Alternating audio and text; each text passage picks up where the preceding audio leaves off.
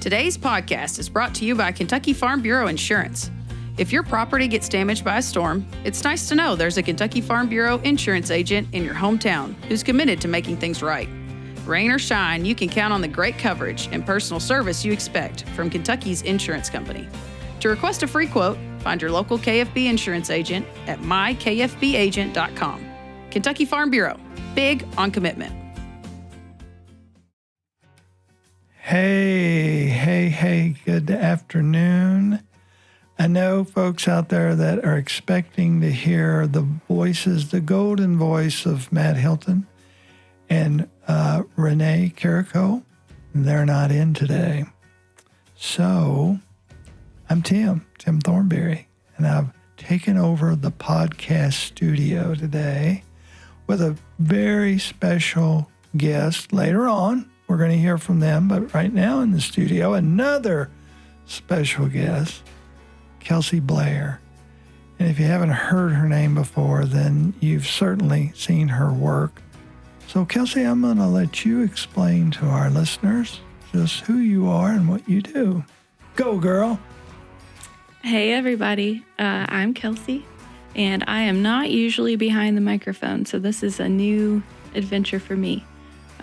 Typically, I'm behind the scenes with the magazine. I do the layout each month for KFB News. I do copy editing for Tim, and occasionally I even get to go out there and write some stories that go in the magazine. So that's always a really great time for me. And she does a tremendous job at all of those things. She makes me look and sound much better than I am, and she puts together a great magazine for us. And we make a pretty good team, don't we, Kelsey? Don't you think? I'd agree with that, Tim. Yes, absolutely. But you do way more than that. Don't be modest. What else do you got going on over there, Kelsey Blair? Well, you know, Tim, today I've been working on a new blog. I've been working on the 120, and I've been researching Bracken County. Hello, Bracken County. How you doing out there? So Bracken County is a really interesting place. My husband and I took our little girl and we went up to Augusta one day this summer to do some research for the blog. And Augusta is just a really quaint little town on the Ohio River. It's got a ferry there that goes across the river to Ohio. I've been on that. Have you? Yes. In my big truck, I've been on that. Oh, my goodness. What were you out there doing? I was across the river at a horse show, actually. And I had some time to kill, so my son and I, we got in the truck and we started perusing the countryside, and I saw the ferry boat there, and I said, oh, I wonder what this is. So we got in line, and they said, yeah, sure, you can bring a big old truck on here. So we pulled up on the deck, and away we went. And we ended up in Augusta. Who knew? Yeah, it's very cool. It's been running for hundreds of years there. And it started out as a hand-operated ferry. Yeah, I don't think they're doing that anymore. But the ferry's still there. But I think it's a little more automated now than hand-driven. Definitely. I didn't know it had so much history about it. Yeah, it's Augusta's a really old place. So there's a restaurant there on the river, and the building that the restaurant is in, I believe it's called the Beehive. It's an old tavern, and it is a building from 1796. I didn't know that. Yes. We're getting an education today. For those of you who don't know what the 120 is, she's going to tell you. Yeah, so the 120 is a new addition to our Life's Blueprints blog, which is out on kyfb.com. Plug it. Yep. So the 120 is something that we launched at the beginning of 2025, and we are going to cover each of the 120 counties in Kentucky. We've been going in alphabetical order. We started with Adair County in January, and it's coming up on December, so it's our 12th article, and we are on Bracken County, and we're just going to keep going until we get through all 120 of those counties. Good job security for me. That is a long time. I can't do the math, but I'm not sure whether I'll be living by the time we get to the end of it. It's going to be a few years from now, isn't it? So Anyway, we're actually featuring that in the magazine now. It's been a huge addition, and I have a confession to make. Not long ago, someone stopped me, and they were going on about my column in the magazine, and I thought they were talking about something else. And I'm always grateful for people to compliment us. And I said, thank you. And then they elaborated more. I said, yeah, you get to go to all those cool places and write about those places and everything. And I went, I don't think they're talking about me. I think they're talking about Kelsey. So I did the right thing, and I looked at him and I said, well, thank you. That's all right, Tim. No. KFB News is our magazine. It doesn't belong to me or you. I immediately came back over to Kelsey and said, I think I just took credit for something you do, which I apologize for that. So since then, I said, you really need to put your name on these because you are knocking it out of the park on them. And I have learned so much about our state by reading this blog. I didn't realize, like the ferry, I didn't realize how old it was. And going back different places and all the things that you can do there. She talks about places to eat, some of the more historic areas there. It's pretty fascinating, and I'm looking forward to the other 100 and however many that is. Yeah, me too. I feel like every month when I dive into a new county, I come away with a list of things that I want to take my own family or my own friends to go do. I just get so excited every time. And it's like, I didn't know that all of these amazing little hidden gems were here in Kentucky. See, we can stay right here in this state and go on vacation, right? That's so true. Another plug there for tourism. Speaking of that, we have a Farm Service Agency group here. They're not in every county, but I think there are 64 of them, so they're close. Whatever county you're in, you're near one of our Farm Service Agency offices. And today we are talking to their state executive director, David Wayne. They have a lot of programs that are very advantageous to our farm families, and they could be beekeepers in the backyard, or they could be grain producers with thousands of acres. Speaking of that, Kelsey hasn't shared with them what a great gardener she is, both flowers and vegetables. She is dynamite. So in her own world, while she didn't grow up on a farm, she does her own little bit of farming in her backyard, don't you, Kelsey? Well, thank you, Tim. Yes, gardening is definitely a passion of mine. I got really into native plants back in probably 2019, 2020. I think a lot of people did, actually. And so what I try to do in my own gardens is plant species that are native to Kentucky, and that's just beneficial for the soil. It's beneficial for the birds and the bees and the bugs here in Kentucky. Wow. See, I didn't know any of that either. I do not have a green thumb, by the way, but I like to talk about them. So it's been a joy to have you in here today. Kelsey, did you enjoy this? Maybe we can sneak in here more often when Matt and Renee are away, and we can do the intro to these podcasts. What do you think? When we have like thousands of listeners on this one, then, we'll just tell them that we're taking over. Well, we'll see. I think I'm happy to let them stay in their seats. Being in the spotlight's not really my thing, but I do appreciate the opportunity to come and join you. This has been fun, Tim. Well, you've done a great job, and we're really looking forward to our guest today. So without further ado, I'm Tim Thornberry. And I'm Kelsey Blair. Let's get rural.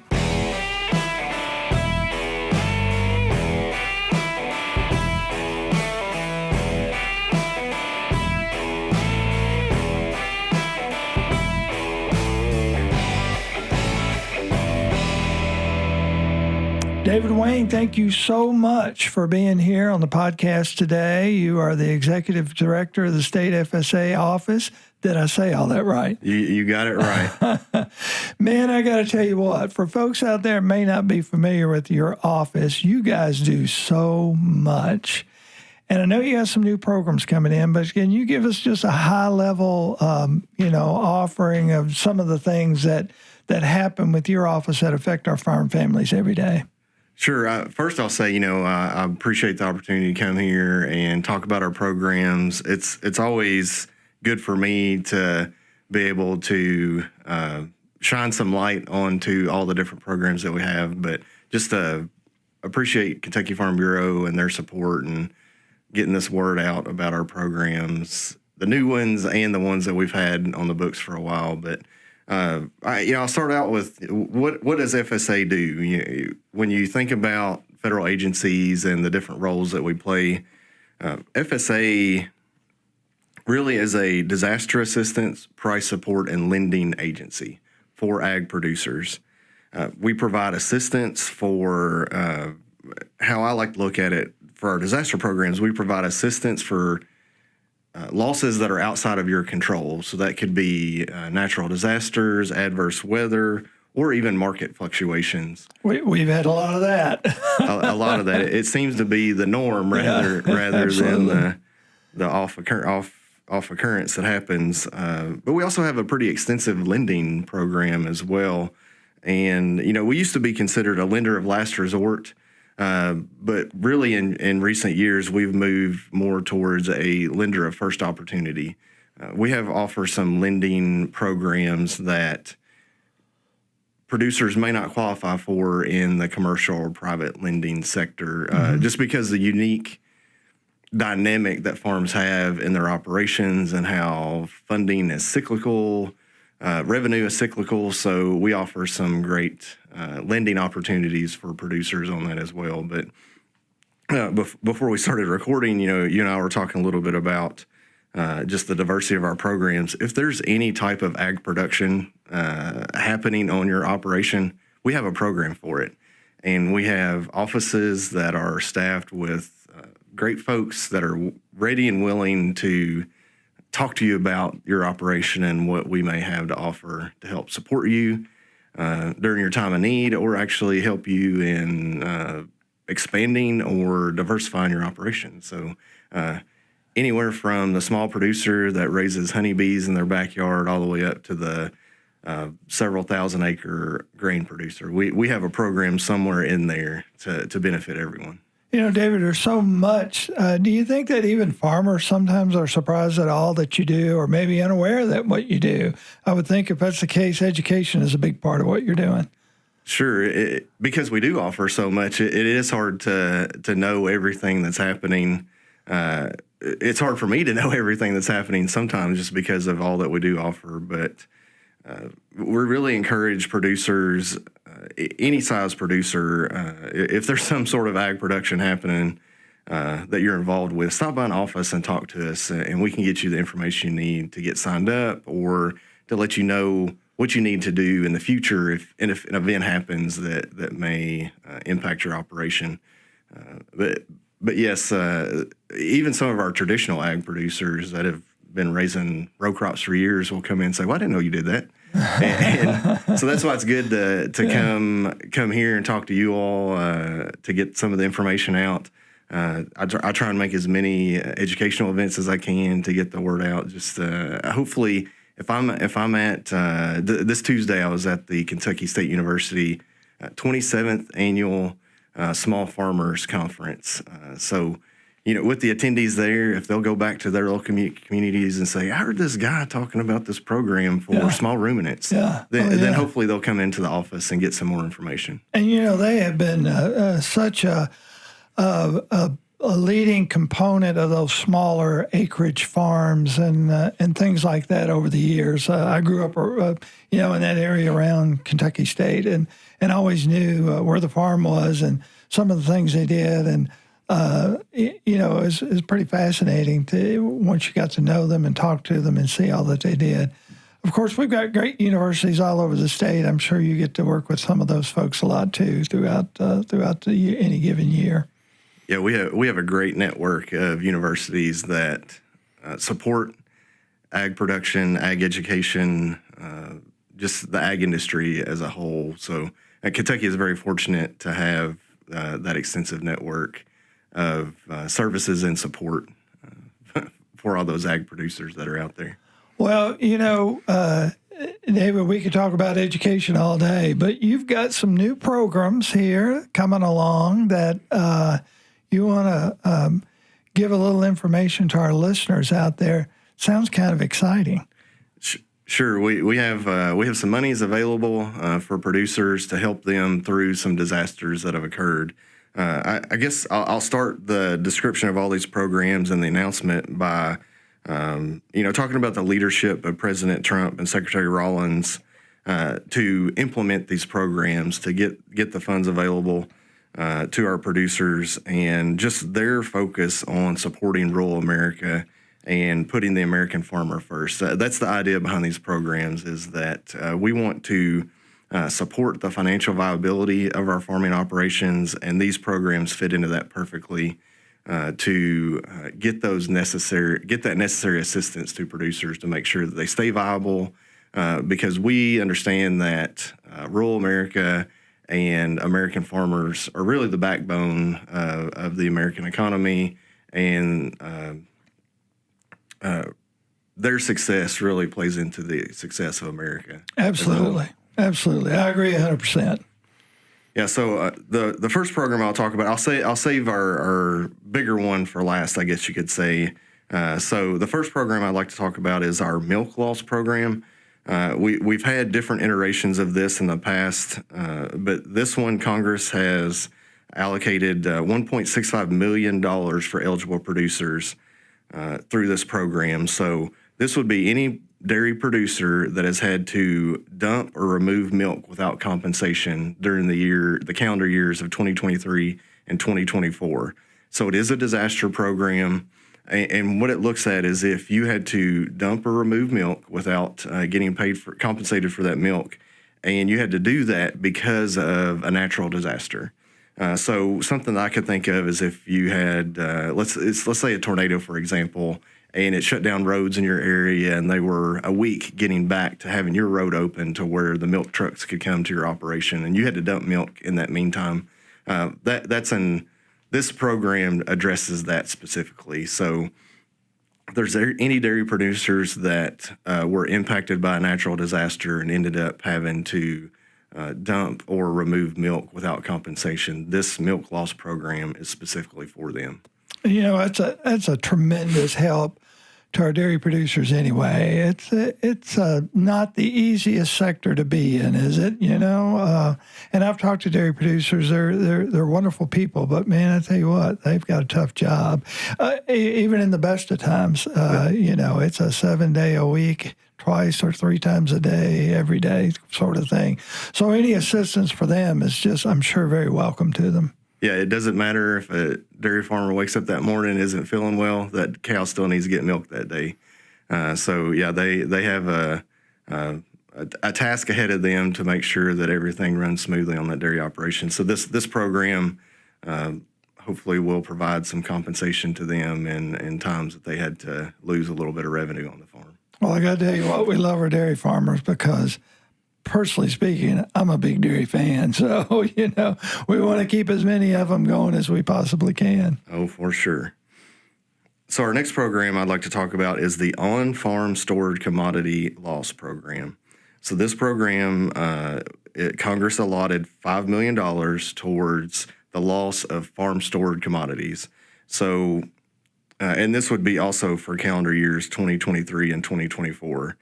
So think about if you had a commodity, so this could be grain, this could be hay, that was in a storage structure, and a natural disaster created a loss of that commodity. So in my head, I'm picturing if you had a grain bin and in 23 or 24, floodwaters got up and actually destroyed the grain that was in that grain bin, this program is for you.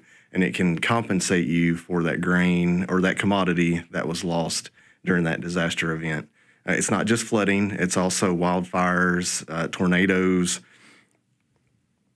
some excessive moisture events, if it was outside of your ability to control that moisture, which here in Kentucky, I don't know if we had those specifically, but what I can think of here in Kentucky is the flood or tornado events that we've had over the past couple of years that could have impacted some of those storage structures. Seems like we've had a lot of those too. I've been around the different places at different times, and certainly, those storms and even the floods, some of the worst damage I've ever seen have been caused by floods. We don't realize the power of water till it gets out of control like that, but I've seen it. I know that there's been damage out there, and I'm sure this will be welcome news to those folks who are affected by it. Yeah, and we've had floodwaters that have gotten outside of the normal floodplains for folks. So they may have structures where they've built those outside of a floodplain thinking that they were in good shape, you could say. But yeah, just recent floods have done that. Now, but I will emphasize this is 23 and 24. This isn't the spring floods of this year, but definitely we had some high waters in some areas in 23, 24. Had some tornadoes in 23 and 24. So if you had a storage structure that you were storing some commodities in, then definitely stop by one of our offices and sign up for this program. That sounds good. Are we ready for the big one? The big one. Do we need to do a drum roll or anything like that? Well, this is the Supplemental Disaster Relief Program, and we did announce the stage 1 of this program back in the summer. So this is stage 2.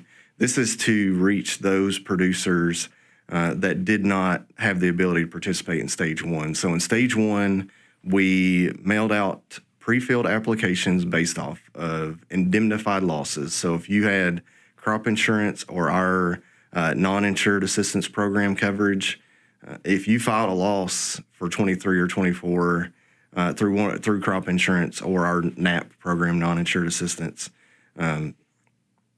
then you received an application for stage 1 in the mail. Mm-hmm. So this is for folks that didn't receive that automated application or have some additional types of losses. So this is stage 2 of the Supplemental Disaster Relief Program, and the American Relief Act of 2025, Congress allotted $16 billion in disaster relief for American farmers.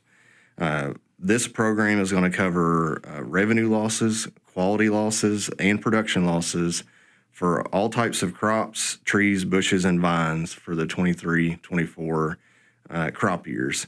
And the crops that are eligible would be anything that is eligible for crop insurance coverage or our non-insured assistance program coverage. Mm-hmm. So corn, soybeans, canola, all of those, but also specialty crops, your vegetable crops, your fruit crops, bushes and vines. So if you had some ornamental crops that you could get coverage for, those are all eligible through this program. So it's a wide array of commodities that we can look at for this stage 2 of the Supplemental Disaster Relief Program. And what it's doing is it builds on stage 1. So in stage 1, they looked at the losses that were filed, the production that was turned in to your insurance or NAP, and also the expected revenue from those. And it leveraged that data to fill out the applications and calculate essentially your expected revenue.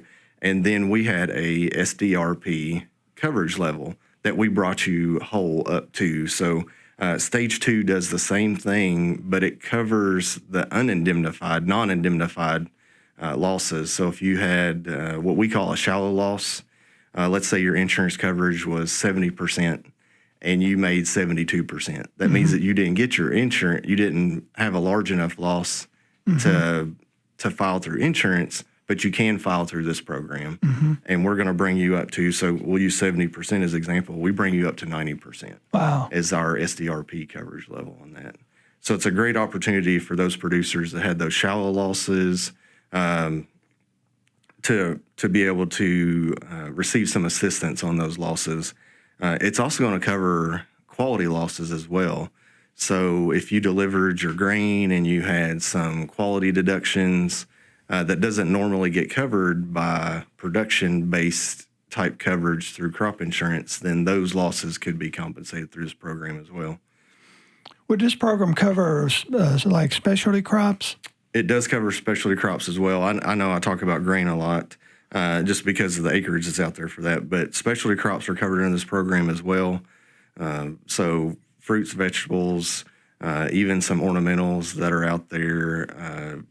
This program covers all of those, and we have a full list of eligible crops that you could look at when you stop by the office to sign up for the program to see if whatever you raise is covered.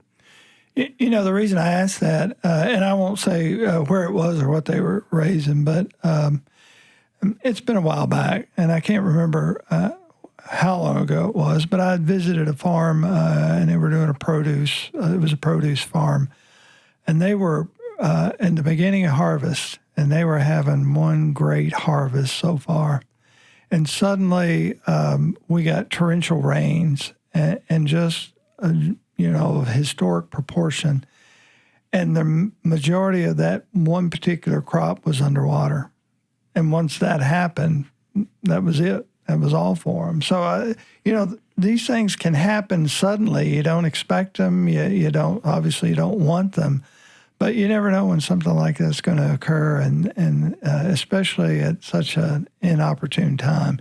Any time is not a good time, but especially right as they were about to harvest the crop, and it looked like a bumper crop. And then the rains came and the waters came up, and they lost that whole crop. This would be beneficial for something like that. Was that fair to say? Yes, that's correct. So, like I was saying, all specialty crops are included in that. We like to look at NAP as a program that provides some risk coverage for things that the RMA crop insurance program doesn't cover. So specialty crops fit into that. But, I can think of a tomato producer here in Kentucky that, like you said, and we may be talking about the same producer now that I think about it, but they said everything looked great from plant through the vining stage all the way up to the fruit development on those tomatoes, and then just bad weather hit, and the quality was gone. They said they still had some production that was out there, but they couldn't market it. So this program is going to fit that perfectly to provide some much needed disaster assistance to producers such as that. Even let's say they got their first harvest in, but you expect multiple harvests off a lot of those specialty crops. So this is going to help compensate for that lost production later in the season as well. So it's a great opportunity for producers to get that needed assistance to bring them up above maybe their previous coverage level that they had through traditional crop insurance or through our non-insured assistance program, bring them up to a higher level of disaster assistance risk coverage. You've been, for people that don't know, you've been in farming all your life. And so we've seen a lot of diversification over the last 20-some years. And so programs like this really fit in well to that diversification that we've seen in Kentucky agriculture. Is that a fair statement? I think that's 100% accurate. We as the Farm Service Agency are here to serve all farmers, all ag producers, and diversification is a big key in the success of American farms right now. So we try to have programs that fit all sectors of agriculture and all the different niches that are out there where this diversification is going. I can think of, it's not one of our disaster programs I'm talking about today, but our livestock indemnity program. If you look at the list of covered livestock under that, it includes alpacas, ducks, geese, farm-raised deer. There's so many things that are included on that. I think antelopes are not. Caribou is on there, for different parts of the nation that may have some farm-raised caribou.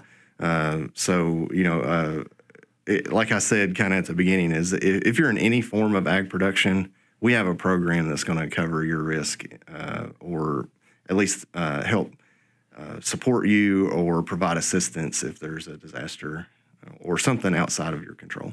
The FSA officers are such friends to the farmers.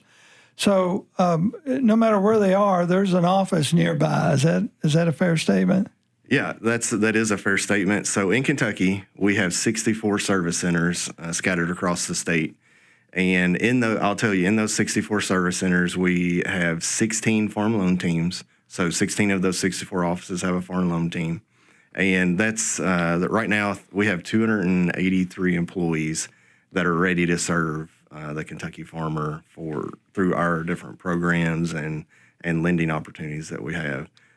If you go to our website, farmers.gov, there is a service center locator tool, and it's an interactive map. You bring up a map of Kentucky, you can click your county that you're in, and it tells you your closest office and gives you the name of the county executive director that's there, the farm loan manager that covers that area, and the phone numbers and emails for all those. So quick access to get in contact with your local folks to get you signed up for whatever you need.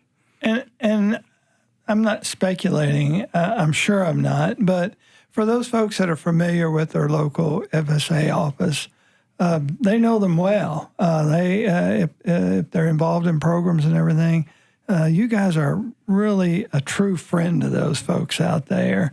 And they've come to depend on you. I'm sure you see that every day. Oh, for sure. So I'll give you an example of my home office in Taylor County. I remember going in there, and the ladies that I eventually worked with waited on my father and I when I was a child, and we would go in there, and so they remember me as a little kid coming in. But just so many of our staff members across the state are producers themselves, but also part of their local communities. They're active in ag in their local communities and different community organizations. So when the producers walk in, it's seeing a friend or a neighbor. Yeah. And I think that's what makes our agency special. Is we are truly a grassroots agency within the federal government, and we're vested in the communities and the producers that we serve. David, where have I heard grassroots organization before? I think I'm familiar with that terminology for Farm Bureau. You know, we work together so well with all our agencies. There's probably as good a connection between Farm Bureau and FSA as any. That's got to be a big benefit. I know it is for us, but certainly I would think it is for you guys too. Sure. You all have been amazing in helping us promote our programs, to get the word out. I know I had a chance to sit down with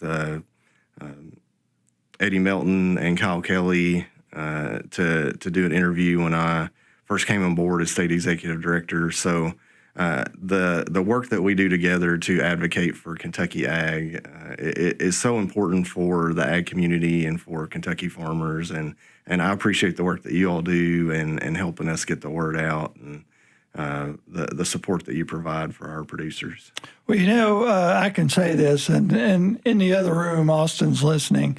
As soon as I got your email, I jumped up and started going. Are you going to be here tomorrow? Can we do this? Can we do that? Do you think he can come tomorrow? Let me call and see if he can, you know.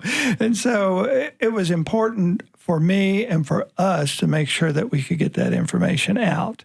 And certainly with the introduction of our podcast over the last several months, that's another tool for us. And we always appreciate you or other folks coming in and sharing information, talking about new programs. It's a tremendous help to our membership and certainly to our farm members all across the state. You know, it's been I don't know how long ago it's been, but we've had some people in here talking about various programs, and then I would be somewhere else. I would get an email, or I'd get a call, or I'd go, "Hey, man, I heard you on the podcast," and I'd have to think about for a minute. You know, not sure which one you're talking about, but it's always you never know who you're going to reach out there through these means, and certainly been a big benefit for us to have it. And certainly to tell the farmer story out there. So we're always appreciative when you're here. And before we go any further, I'm going to tell you I need to invite you back, because I want to talk about new programs for new farmers or beginning farmers, because we think that's incredibly important. But we'll talk about that another day. Anything else about these programs or FSA in general that you want our listeners to know about?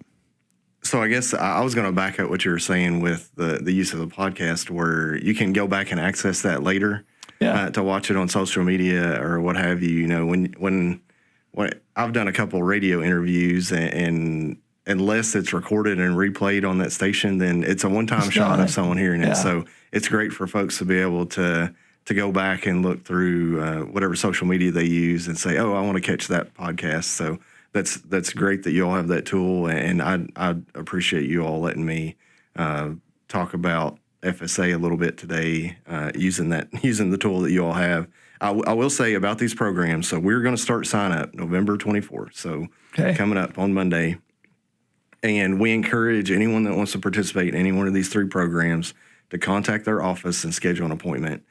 Just because, and we're doing the appointments because we want to make sure that the producer has time on their schedule to go through the specifics on the application, but also so that they have a time set aside with the staff at the office to work through the specifics of the application. You know, sometimes when you just pop in, there may be a wait or some other producers that are there. So we want to make sure with that scheduled appointment that you have time devoted to you to make sure that you have the application filled out correctly. Because what we want is to make best use of your time, because we know all farmers, one thing they don't have a lot of is time. Absolutely. So we want to make the most efficient and effective use of their time when they come into the office. Now, is there a time span for this? I know you said on the 24th it begins. Probably by the time people hear that date will have passed. Is there an end time to this? Sure. So these signups go through April. So you have these winter months to hopefully have a little downtime in your operation where you can stop by an office and get an application submitted. But all of this information, if you want to read more about it, if you go to farmers.gov, you can look up our disaster assistance programs. And usually we have some up and coming announcements that you can quickly access and go straight to these new program rollouts and get that information. But once you go to the website, they're going to have fact sheets for the programs. They're going to have Q&A for the programs.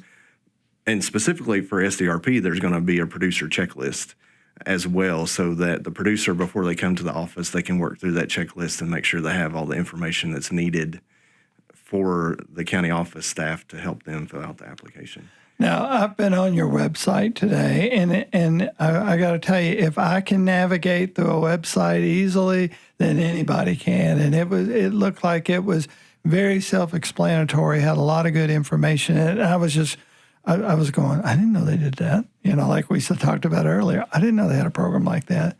So it is very user-friendly. And you know, sometimes people, especially when they're my age, and we won't say how old that is, but they didn't grow up in a computer age, and sometimes it's a little daunting to go on a website and try to figure out where you can find the information that you're looking for. I don't think that's the case here. I think it's very self-explanatory and easy to get through. Sure, it's easy to navigate, and relatively easy to navigate, and even if you're the most novice of internet browser, that's me. Then you hopefully you can find it. But if not, then you can definitely stop by the office and they'll walk you through it.